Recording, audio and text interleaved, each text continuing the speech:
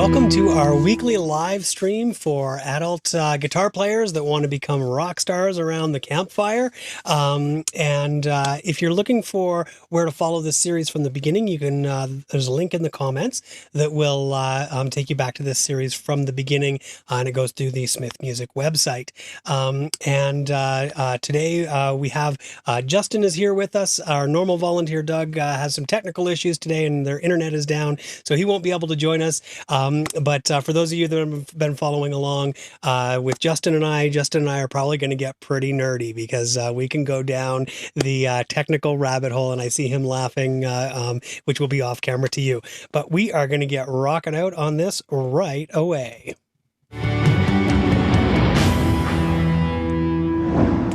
All right, I'm going to bring you in, Justin. You liked that introduction that you and I are going to get super nerdy? Oh yeah, for sure. All right, I'm going to put us in gallery view so that everybody can just see both of us. And I'm excited. I want to see how far down the rabbit hole Justin and I can go today. The last week we did, and we were kind of taking some small parts of like riffs that you know and putting them into solos. And you had a great one that you use kind of in band all the time. And you play in jazz band at school. And which is a lot like soloing for campfire guitar players around the campfire. It's jamming, it's improvising, it's the same thing. So how did it go for you this week? It went really well. I found a backing track that I really liked in A major, so I just did the F sharp minor. Yep. Pentatonic, and just messing around with that. That's been really fun. And what I've also been doing is I've been listening to songs, just taking like the chorus and then writing my own solos for the song. Like, what would I do if I wanted to play that? Nice. And that's really fun. That is super cool. So, what would you say is kind of, has been the information that for you has made the biggest impact to help you learn to kind of solo most effectively? The information has definitely been lots of the theory when it comes to key signatures, because right.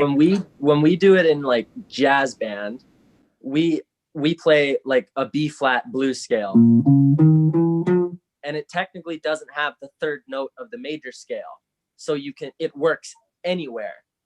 So when I'm trying to write my own solos, I would just go, oh, it's just the pentatonic scale, but I didn't actually know that it's the minor pentatonic scale, right? So you need to figure it out and move it around, and all of a sudden you unlock a whole bunch of notes that you didn't even think would work, and it sounds awesome. And then you just keep messing around, and then 3 hours pass, and bam. That's exactly how it goes. Yeah, time sort of disappears when you get deep into this. Yeah. So I would love to hear kind of what's going on for you with a backtrack. So do you have another device there that you can play a backtrack on and show us some of your solo riffs that you've been able to come up with this week? All right, I'll just play it on my phone here. I don't know how well it's going to load in on the mic, so just let me know how well you can hear this. Yeah, actually, that's decent. If you have your phone pretty close to it, I mean, it's certainly not super high fidelity, but it'll get the point across. Okay. Let's move that around. Okay, we'll just let that.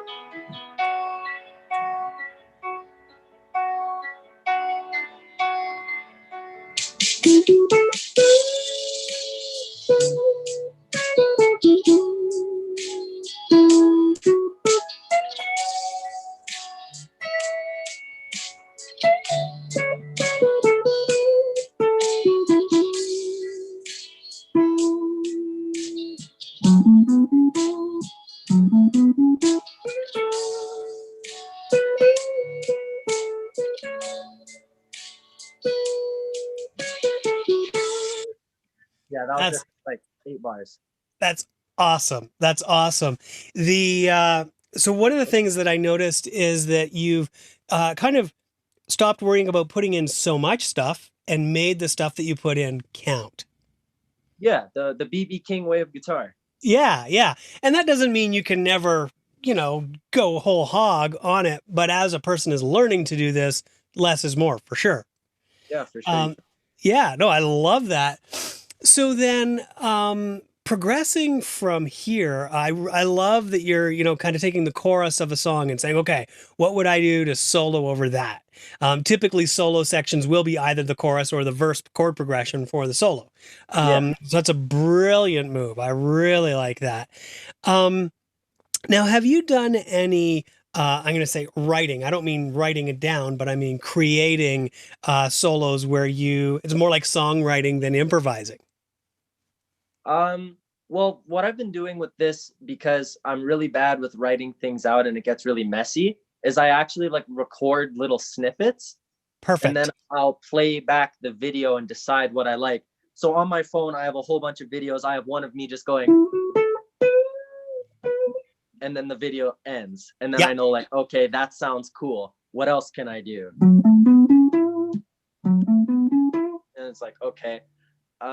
Actually writing it out though, I don't do too much of. Yeah. And so actually, I don't mean writing it out. Like I could care less about that. It's really Yeah. about creating, like, so it's kind of songwriting. You know what I Yeah. mean? So if it's something that you can remember, that's awesome because I think for some number of weeks I've said this similar thing that improvising solos is songwriting done quickly. That's all it Yeah. is. So if you kind of give yourself the time to create a solo that you love, that is improvising done more slowly. Yeah, for sure. That's more what I've been doing. Like I found Owner of a Lonely Heart, like listening to that song and Wicked then tune, love that tune. trying to like, okay, don't listen to the solo, forget the solo that they play, how would you do it? And then sort of like keep trying over and over until you find something you like and then memorizing that and sort of figuring it out. Like that stuff. Yeah, we're nerding out, but No, that's it's great. awesome. That's good. We're you and I are here to nerd out. This is good. This is good. Wonderful. So now here is where we start to go into more the abstract side of soloing and guitar in general, because for you, you getting understanding the keys and how all that fits together. You're there. You really kind of understand that information at its at the needed level to perform professionally, in my opinion. It's it's not a huge amount of information that you can then spend the rest of your life trying to figure out how to apply. It really Yeah. kind of is that. Now, it doesn't mean there isn't more. There's certainly a ton more theory, but that core pieces of information that you have is people have built careers on it and really good careers that are competent guitar players.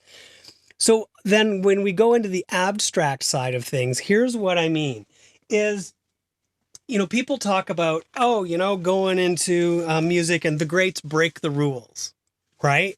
Right. It's a kind of a common thing that you hear. And yeah, there's a bit of that. And music theory sort of works in such a way that you can't break the rules because they just make more rules to make it make sense. Uh, I mean, Right. you literally, that's a chord name. There's a chord name for that. Yeah. You can do anything. There's a chord name for it, right? And if there is no chord name, it's called no chord. Right? Right. There's a technical term for it. So I'm not super concerned with breaking theoretical rules. I am in favor of people pushing them like as much as they can with their understanding. But there is a form of rule breaking that I'm very, very passionate about. And you're in a great place to get this lesson. So here's what it is. As you know, music is complicated, right? It's like, I know you're young, but do you play board games at all? Have you ever? Yes. Yes. Okay. So with board games, at least my experience, and I suck at them. Like I'm not an expert board game player by any stretch of the imagination. But at first, when you don't understand the rules, you don't understand the strategy of the game. It's kind of confusing, especially if it's a fairly complex one. Like chess is like a lifetime. And learning music is a bit like that. It's like learning 12 board games all at once. So what we typically do from a psychological perspective in our brain is we oversimplify it so that we can understand it. We actually make up rules that are not true that we take them on as a belief so that we can understand music. This is a normal part of learning. Okay. So for example, if I was going to give an example of that, it would be that guitar solos start low and go high, right? Kind of a common misconception that guitar solos generally do that. They some do, but certainly you don't have to. That is, but it's a rule that I see a lot of people that do solos. They kind of follow it because it's kind of the perception. Does that make some sense to you, Justin? Yeah, for sure. Just like simplifying it in order to be able to make sense, because then it becomes a lot less complicated. Right. And it's a necessary step. It's a necessary step, sort of like I've done with you, where it's like, just use these 4 notes. Right. Right. Certainly you can use a whole bunch of notes, but you can't see it when you can't see how the patterns work. So what I really like for people to do is to start to understand the rules that they have created for themselves that have no bearing on reality or fact or theory, but that you have made, and break them. Okay. Okay. Now they're really hard to find. Okay. As you know, this is like the cruel joke of being a human, is that we have the hardest time seeing them in ourselves. We can see them in other people, right? Because you start to say, oh, this guy's kind of playing the same thing all the time. Yeah, because he's got some sort of weird guidelines that he's following that have no bearing in reality. Right. That makes some sense? Yeah, for sure. So here's how you find them. Okay. The first thing is to say, what do you do all the time? What are your kind of go-to things? So you probably have, and lots, and I do, I have these, like the first riff you play when you pick up a guitar. What's your riff, right? You're kind of warming your hands up. Do you have a bunch of those? Do I have a bunch of those? Life in the Fast Lane by the Eagles. That's There the warm-up. There you go. Yeah, there you go. So for you, another example would be, is there a first riff that you generally go to when you're playing a solo, especially if you're under more stress? So, you're in band, you have to improvise something, you're on stage, you're a little bit thrown off, and you got to do a solo. You probably have a couple of things that you go to right away. Right. Yes. So what would those be? Do you have any examples of those? So I find that a crowd pleaser, if people don't know a whole lot about music, and I don't know the technical term for this, is playing the same fret on the D and G string. So like if I was doing A flat minor, going like during a solo. So if you just want something like that, that's always like my go-to. Like, I don't know what I'm doing, it needs to sound good. Perfect. Okay. So then what we do with that is we say, okay, what can you do that pushes that a little further? Right. So if we take that, so you were in A flat using those 2 middle notes, right? So if you had, so this is where you say to yourself, okay, I have this thing that I always do and it's cool. So something you have that's cool, it's like you're saying as a crowd pleaser, build on it. Let's grow this thing, right? So what are other things on your pentatonic scale that you can do that are like that? Now let's move this to F sharp minor so that we're staying within this key of A. So this would be, right, 2 to 4? Yep. Yeah. Now I'm going to give you a couple of what I call these double stops. Is that a technical term? It's kind of a layman term for them, that are just choice notes that work on the pentatonic scale that will definitely complement that. Okay. So here we go. I'm going to go close cam here. So our pentatonic scale, right, that we're working from, and you're using these 2 notes on your 2 middle strings. So here's the fun ones. Now this note is not necessarily off of your pentatonic scale, but it works with these double stops. So those 2 notes together. And then these 2. Yeah, it's even better when I'm in tune. And then on the second and third string, the 4. And the 2. And then the 2 that you used. Sorry. Does that make sense? So then you have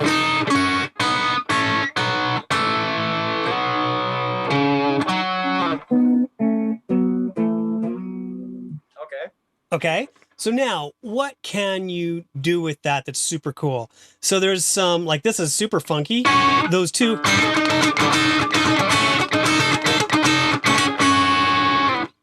Out of tune. That's going to drive me nuts. All right. There we go. I guess I should have done this before we came on air.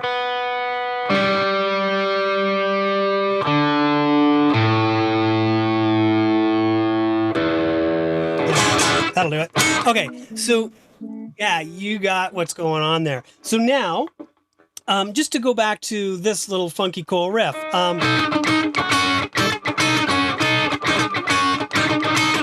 That's like a cool solo. You could almost do that for a whole solo and it'd be cool. Yeah. Give it a whirl. Something like that? Yeah.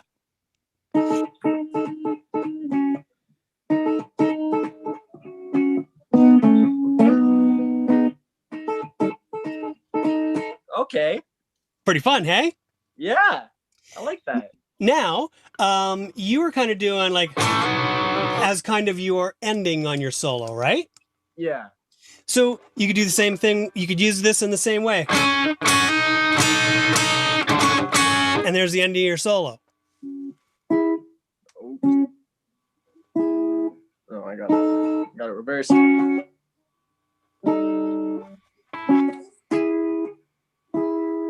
Oh, there you go. Yeah, I got my fingers reversed. No worries. Okay. And so I'm just kind of now like this is giving you some kind of common things that are used that I think you're just going to run with and love. Okay. Yeah. And the idea is taking something that you had, this double stop, and pushing it further, getting more out of it. Right. So, a really kind of common way to use these that you can then take and push further is, and then using this as a single note.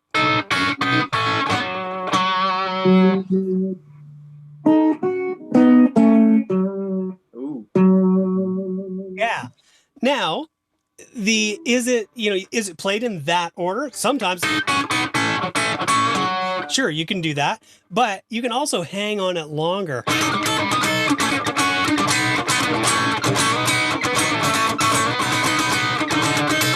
And I'm just kind of getting started on that.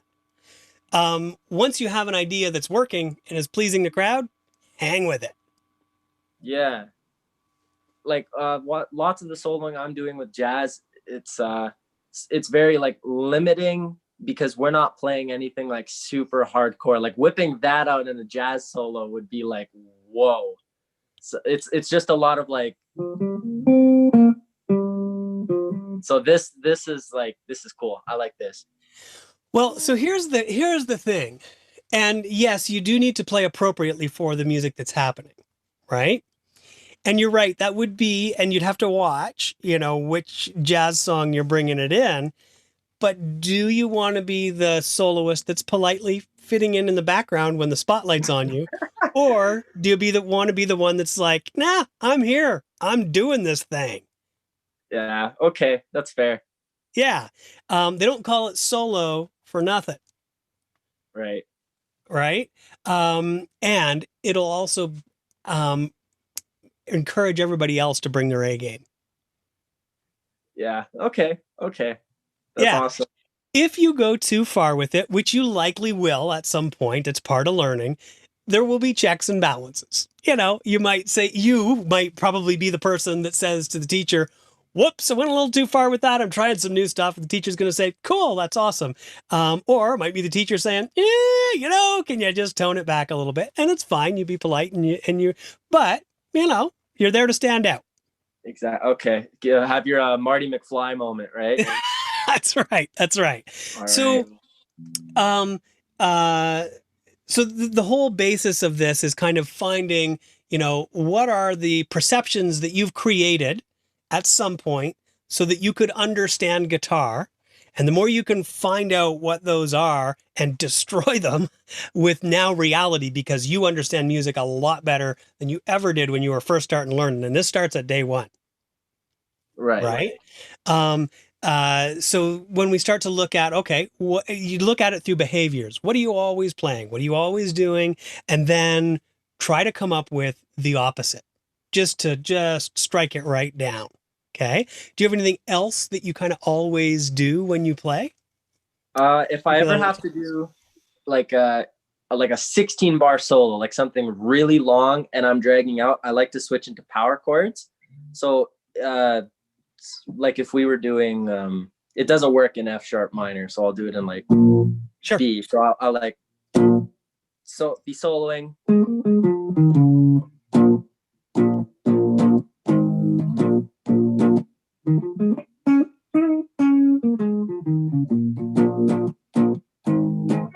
I go to that lick a lot because it just allows like adding like a riff to your solo. I find just helps padding on time, because by bar number 16, if you're doing stuff that's still like, it's hard to sort of stretch it out that long if you don't have an idea, I guess.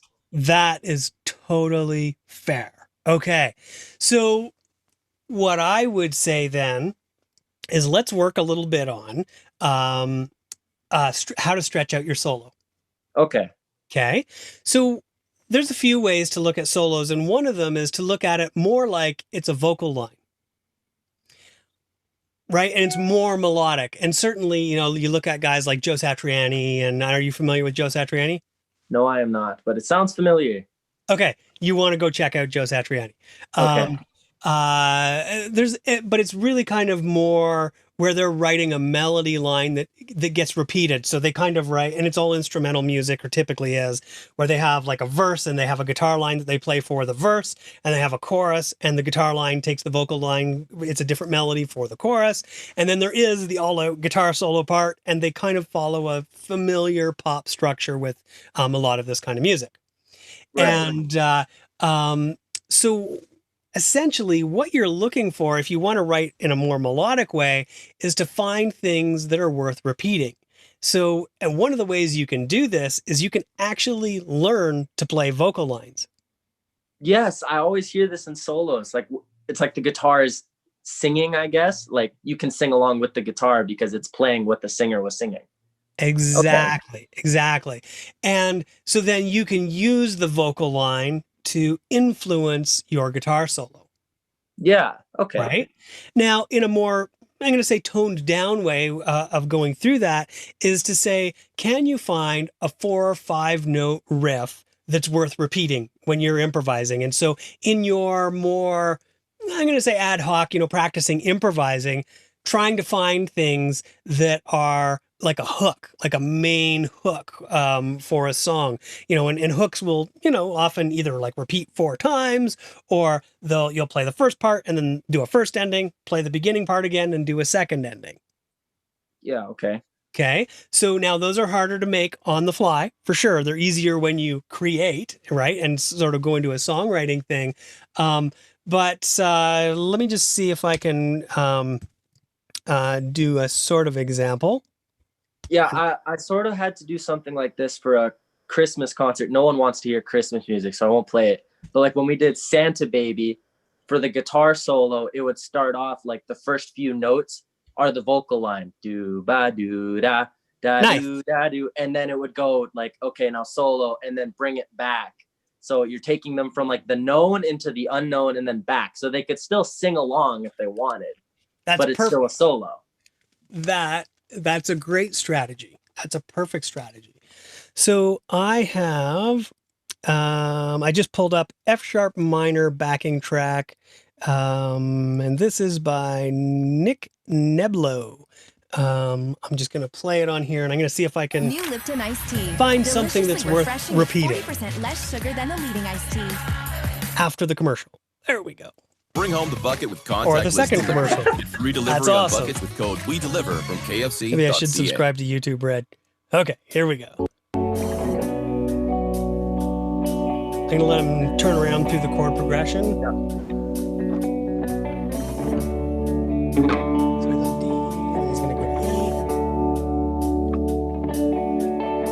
it's a little long chord progression. Okay, here we go.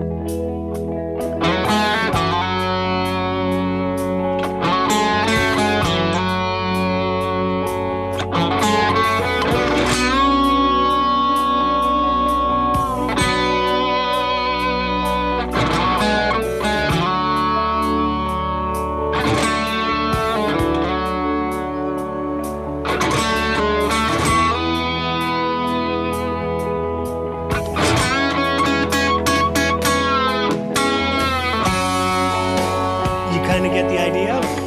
Yeah. So really what I'm doing is trying to find something that is worth repeating.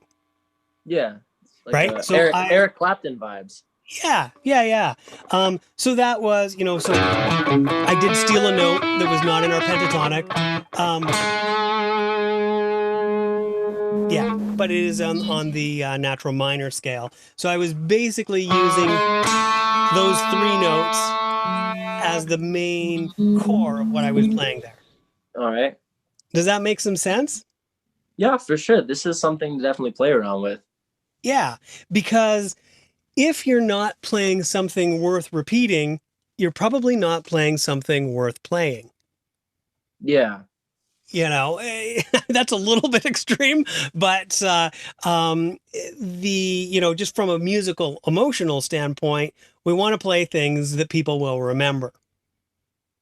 Yeah, Right? for sure. So now, as a entirely 100% Paul Smith bias, my judgment on whether I enjoy a player is not about necessarily how technically impressive they are, but about how much I can remember of what they played from their performance an hour after I've seen it.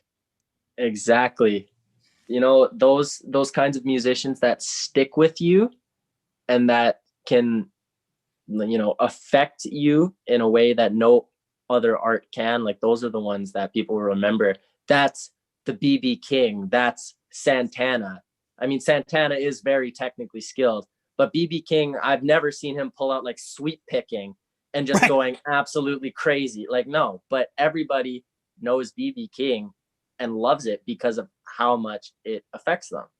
Exactly. So and Santana is actually a great example of this more melodic type playing.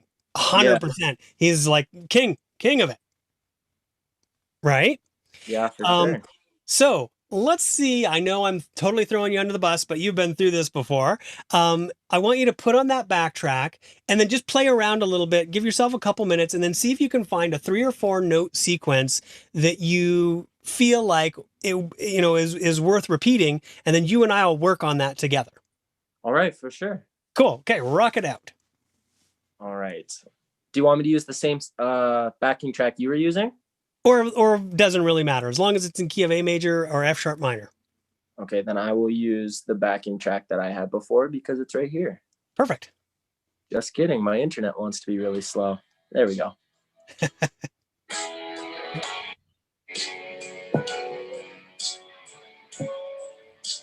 The only thing.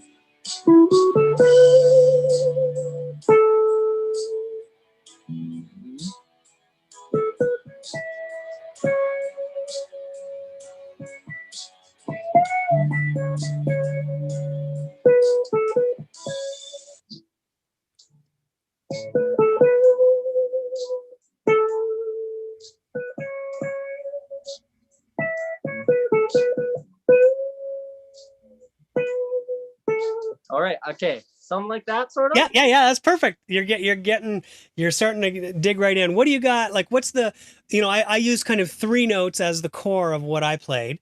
What do you got? What's your kind of core idea? I was just thinking something really simple, or like, and then just messing that, adding, and then maybe like just doing stuff like that. There you go. So there's your core. Right? That's your core. Okay. Okay. Nice. And then I like, you're totally like, you're making this look easy, dude. Cause you're saying, okay, I want to do, and then right? Whatever you're going to go to. I probably resolved it too soon by going up to that A. Okay, let's build on it a little bit. And see if you can create something that is, 4 bars long. Okay. And you can either do it with the backtrack or by yourself. All right. I'm going to do it by myself just for now. Yeah. No, I like.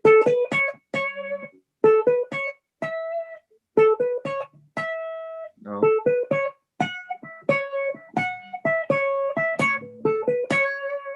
Good. Okay. Now, can you remember it? Okay.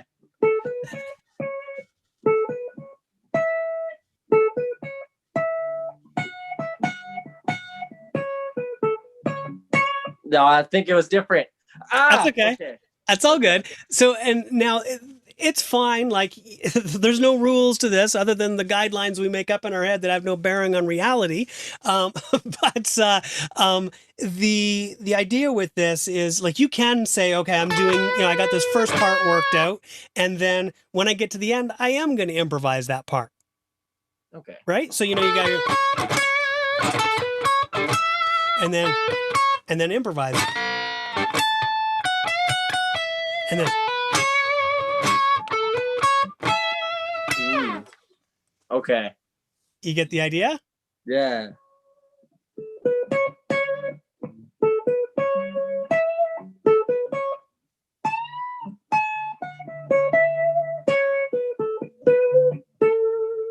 Look at you go.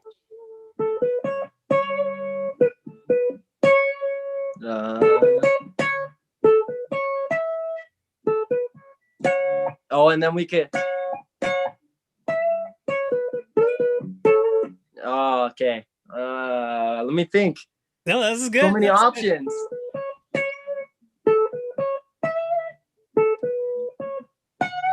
No, that was wrong fret.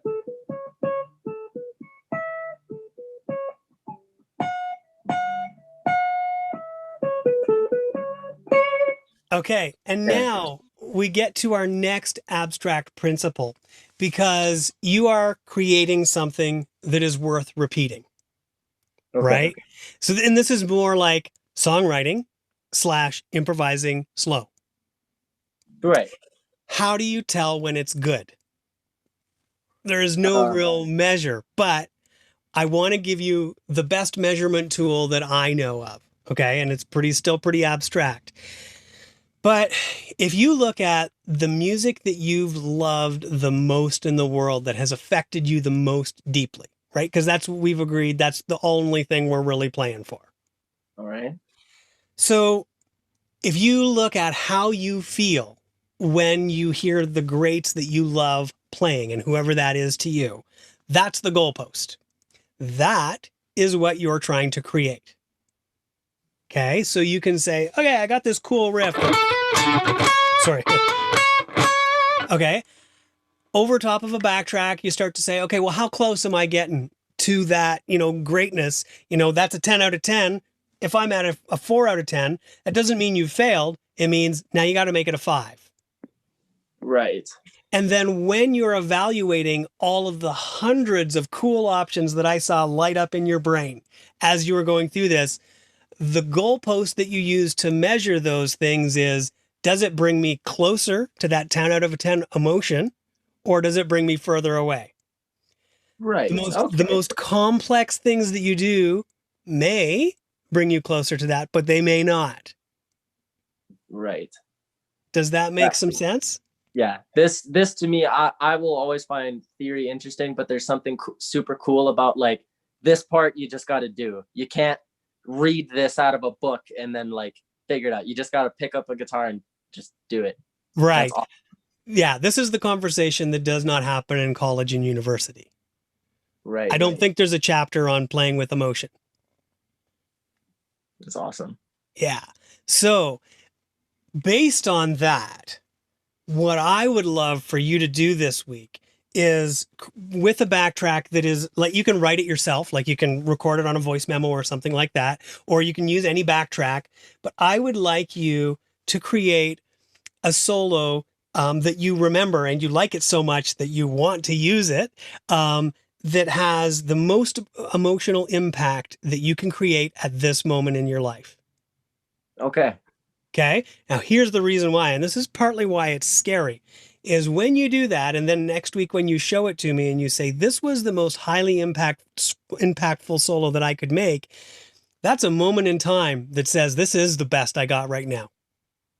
Right. Okay. And sometimes people are a little afraid to know what they're made of, but it's good information to know what you're made of, because you might say, okay, I got to 5 out of 10.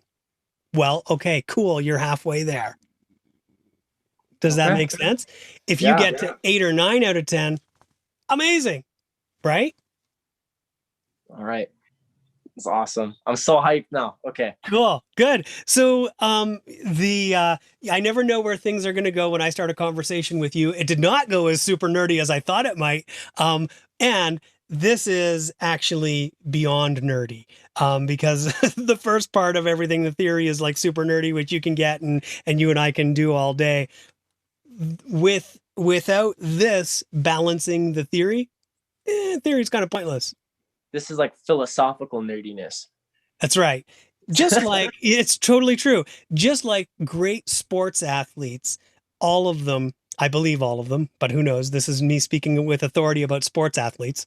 God help us. But at a certain point, the game becomes a psychological game where they have to be on their best. There's, sports psychology. There's a whole field for it. The same thing is true for musicians. All It right. becomes a psychological game. And you are now deep in it. Deep, my friend. Sweet. Okay. Is that pretty cool? That's awesome. Yeah. This having an outlet that I get to still improve on guitar is really awesome. This is great. Yeah. I'm so glad. I'm so glad. Well, this has been super fun for me. I think this will be a great thing for you to work on. And for people that followed us along on the live stream, I hope they're being able to get something out of this. This is definitely around the campfire 501. It's not 101 anymore. All right. You have yourself a fantastic week, and I can't wait to see what you got with this by next week. All right. Thanks, man. You're welcome. Rock out.